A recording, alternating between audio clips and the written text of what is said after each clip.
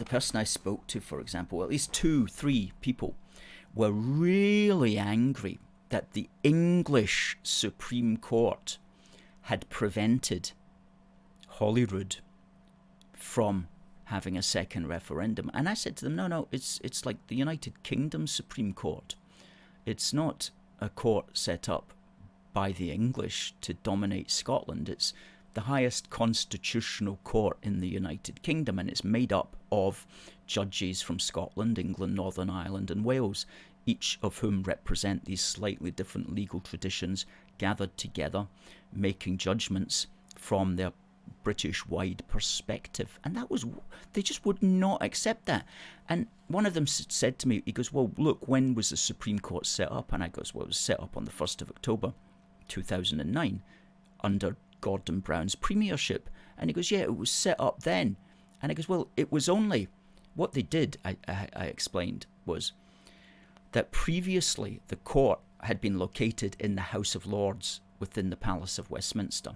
And the judges at that time, the name given to them was Law Lords. And when Blair and Brown came in, they wanted in their minds to clear up this slightly messy circumstance. So what they did was they renovated one of the buildings outside the Palace of Westminster, and they moved the Law Lords from the rooms in the Houses of Parliament where they would usually adjudge matters. They moved them into a separate court, and they called it the Supreme Court. But the legal tradition was just exactly the same, but they changed the name and they rebranded them.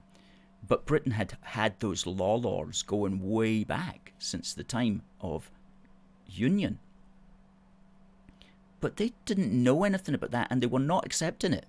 They were not accepting it. No, this was the Supreme Court that was set up by Gordon Brown, basically to dominate Holyrood and to confound Holyrood to ensure that it doesn't get its way.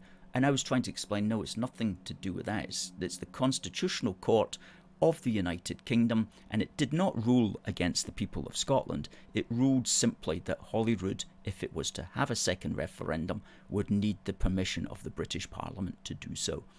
But all of that was just, it was depressing because none of it was accepted, and they were just happy to know it was an English court, and this English court was stopping Scotland getting its way.